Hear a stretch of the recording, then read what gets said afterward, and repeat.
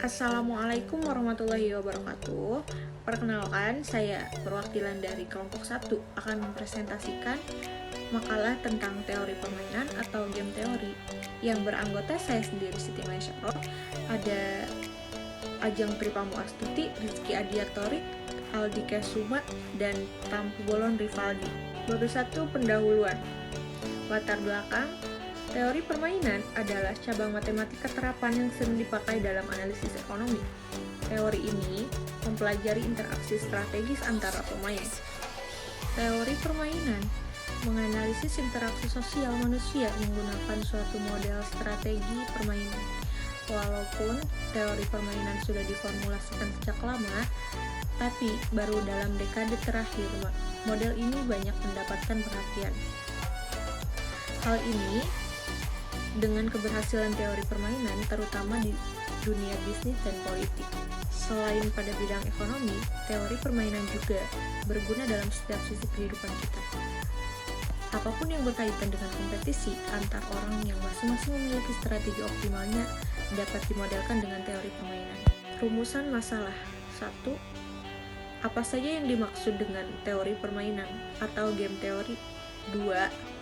Apa saja unsur-unsur dalam teori permainan? Rumusan masalah. 1. Apa saja yang dimaksud dengan teori permainan atau game teori? 2. Apa saja unsur-unsur dalam teori permainan? 3. Bagaimana dengan perilaku, strategis dan teori permainan? 4. Apa saja kelemahan dari game teori? Tujuan pembahasan. 1. Mengetahui definisi dari teori permainan atau game teori. Yang kedua, untuk mengetahui mengenai unsur-unsur teori permainan. Yang ketiga, untuk dapat mengetahui perilaku strategis dan teori permainan. Keempat, untuk mengetahui kelemahan pada game teori. Bab 2 pembahasan definisi teori permainan game teori menurut Dimyati 1992. Teori permainan game teori adalah bagian dari ilmu pengetahuan yang berkaitan dengan pembuatan keputusan pada saat ada dua pihak atau lebih berada dalam kondisi persaingan atau konflik. Menurut Ayu 1996, game teori merupakan suatu pendekatan matematis untuk merumuskan suatu situasi persaingan dan konflik antara berbagai kepentingan. Game teori melibatkan dua atau lebih pengambil keputusan yang disebut pemain. Setiap pemain dengan game teori mempunyai keinginan untuk menang. Tujuan teori ini adalah menganalisa proses pengambilan keputusan dengan persaingan yang berbeda-beda dengan melibatkan dua atau lebih pemain atau kepentingan. Guna dari teori permainan adalah metodologi yang disediakan untuk menstruktur dan menganalisa masalah pemilihan strategi. Istilah dalam teori permainan metrik hasil payoff metrik mengacu pada semua hasil dari strategi para pemain. Zero sum game. 1. Situasi di mana perolehan atau kehilangan dari satu pemain adalah sama dengan perolehan atau kehilangan dari pihak lain. Kemudian manfaat teori permainan mengembangkan suatu kerangka untuk menganalisa pengambilan keputusan dalam situasi ini, persaingan, kerjasama, menguraikan metode kuantitatif yang sistematik bagi pemain yang terlibat dalam persaingan untuk memilih strategi yang tradisional dalam pencapaian tujuan. Kemudian terdapat dua jenis strategi pemain yang digunakan pada game teori, yaitu pure strategi, setiap pemain menggunakan strategi tunggal, dan mixed strategi, setiap pemain menggunakan campuran dari berbagai strategi yang berbeda-beda. Unsur-unsur dasar game teori. Ada beberapa unsur konsep dasar yang sangat penting dalam menyelesaikan setiap kasus dengan teori permainan, yaitu yang pertama, jumlah pemain. Pemain diklarifikasikan menurut jumlah, kepentingan, atau tujuan yang ada dalam permainan tersebut. Dalam hal ini perlu dipahami bahwa pengertian jumlah pemain tidak selalu sama artinya dengan jumlah orang yang terlibat dalam pemain. Yang kedua, ganjaran atau payoff adalah hasil akhir yang terjadi pada akhir permainan berkenaan dengan ganjaran ini. Permainan digolongkan menjadi dua macam kategori, yaitu pemain jumlah 0 zero sum games dan pemain jumlah bukan 0 non zero sum games. Yang ketiga, strategi permainan. Strategi permainan dalam teori permainan adalah suatu siasat atau rencana tertentu dari seorang pemain, reaksi atau aksi yang mungkin dilakukan oleh pemain dengan menjadi saingan. Pemain diklarifikasi menurut jumlah strategi yang tersedia bagi masing-masing pemain. Yang keempat, matriks permainan. Setiap pemain yang dianalisis dengan teori permainan selalu dapat disajikan dalam bentuk sebuah metrik permainan. Metrik permainan disebut dengan matriks ganjaran atau sebuah metrik yang semua unsur berupa ganjaran dari para pemain yang terlibat dalam permainan tersebut. Barisan-barisan melambangkan strategi yang dimiliki pemain pertama, sedangkan kolom-kolom melambangkan strategi yang dimiliki pemain lain.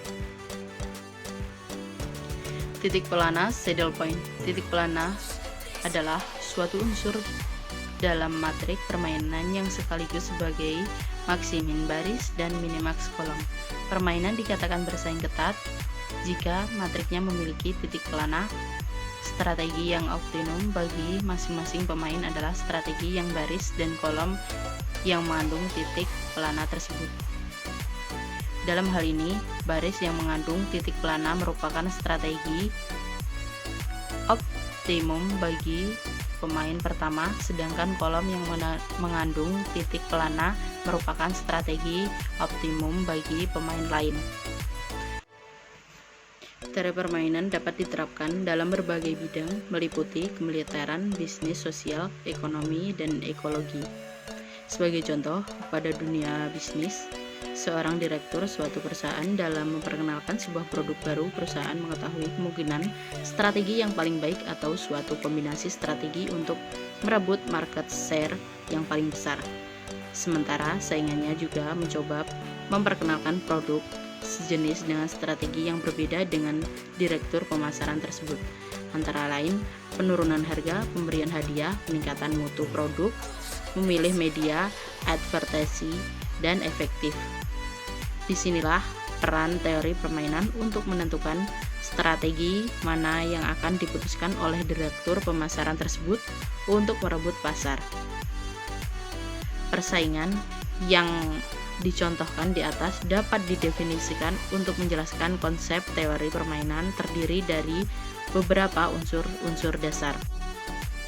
Yang pertama, angka-angka dalam matrik payoff atau bisa disebut matrik permainan menunjukkan hasil-hasil payoff dari strategi-strategi permainan yang berbeda-beda. Hasil ini dinyatakan dalam suatu bentuk ukuran efektif seperti uang, persentase market share, dan utilitas. Yang kedua, maximum player adalah permainan yang berada di baris dan memenangkan atau memperoleh keuntungan permainan, sedangkan minimizing player adalah permainan yang berada di kolom dan yang menderita kekalahan atau kerugian. Yang ketiga, strategi permainan adalah rangkaian kegiatan atau rencana yang menyeluruh dari seorang pemain sebagai reaksi atau perilaku pesaingnya.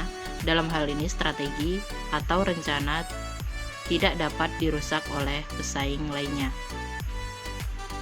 Yang keempat, aturan-aturan permainan adalah pola di mana para pemain memilih strategi. Yang kelima, nilai permainan adalah hasil payoff yang diperkirakan oleh pemain sepanjang rangkaian permainan di mana masing-masing permainan menggunakan strategi terbaiknya. Yang keenam, dominan adalah kondisi di mana pemain dengan setiap payoff-nya dalam strategi superior terhadap setiap payoff yang berhubungan dalam suatu strategi alternatif. Aturan dominan digunakan untuk mengurangi ukuran matrik payoff dan upaya perhitungan. Yang ketujuh, strategi optimal adalah kondisi di mana dalam rangkaian kegiatan pemain, seorang pemain berada dalam posisi yang paling menguntungkan tanpa menghiraukan kondisi pesaingnya. Yang kedelapan, tujuan-tujuan dari model adalah mengidentifikasi strategi atau rencana optimal untuk setiap pemain. Perilaku strategi dan teori permainan. Strategi permainan dibagi menjadi tiga, yaitu strategi seorang pemain adalah aturan yang diterapkan sebelumnya, di mana aksi-aksi yang akan dilakukan dibuat dalam bentuk daftar sepanjang permainan. Yang kedua, matrik atau table payoff. Perolehan adalah tabel yang menunjukkan perolehan bagi pemain baris. Dan yang ketiga, ada dua jenis strategi yang digunakan, yaitu A. strategi murni, B. strategi campuran. Strategi murni penyelesaiannya dilakukan dengan menggunakan konsep maksimin untuk pemain baris dan minimax untuk pemain kolom. Dalam strategi ini, pemain akan menggunakan satu strategi tunggal untuk mendapat hasil optimal dan saddle point yang sama. Kemudian strategi campuran. Strategi ini dilakukan bila strategi murni belum memberi penyelesaian optimal, sehingga perlu dilakukan tindak lanjut untuk mendapat titik optimal dengan usaha mendapatkan saddle point yang sama. Kelemahan game teori. Game teori memiliki beberapa kelemahan dalam pengaplikasian dalam masalah pasar oligopoli, yaitu 1. Game teori dapat diaplikasikan ke duopolis, namun akan terjadi masalah ketika diaplikasikan ke lebih dari dua perusahaan. Kedua, teori ini berdasarkan pada asumsi bahwa duopolis selalu melaksanakan kebijakan bermain aman. Ketiga, namun dalam kenyataannya, duopolis sering mengambil resiko dalam kebijakan untuk memperbanyak keuntungannya. Keempat, game oligopoli ternyata bukan sebuah game penjumlahan tetap, seperti yang diasumsikan oleh game teori. Duopolis tidak akan bersaing dalam mendapatkan keuntungan dengan jumlah yang konstan. 5. Dalam kenyataannya, para duopolis tidak menguasai strategi secara sempurna seperti yang dibayangkan oleh pesaing seperti yang ada dalam game teori. Apa yang dilakukan oleh pesaing seorang duopolis bahkan mungkin tidak mengerti strategi yang digunakan oleh pesaingnya. 6. Game teori mengasumsikan bahwa pelaku duopolis akan mengambil strategi yang paling baik. Contohnya, kedua belah pihak akan menggunakan perhitungan maksimin atau minimax-nya. Dalam kenyataannya, apabila salah satu duopolis gagal dalam menerapkan strategi tersebut, maka game teori tidak akan berguna. Bab 3, penutup kesimpulan. Kegunaan teori permainan adalah metodologi yang digunakan untuk menstruktur dan menganalisa masalah pemilihan strategi menggunakan teori permainan.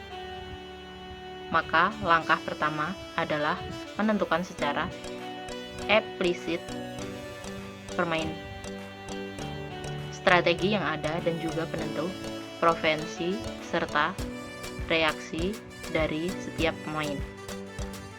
Kemudian terdapat dua jenis strategi permainan yang dapat digunakan pada teori permainan, yaitu strategi murni dan strategi campuran. Strategi murni digunakan untuk jenis permainan yang hasil optimalnya mempunyai saddle point, semacam titik keseimbangan antara nilai permainan kedua pemain. Sedangkan strategi campuran digunakan untuk mencari solusi optimal dari kasus teori permainan yang tidak mempunyai saddle point. Mungkin sekian video makalah dari kelompok kami. Saya akhiri. Wassalamualaikum warahmatullahi wabarakatuh.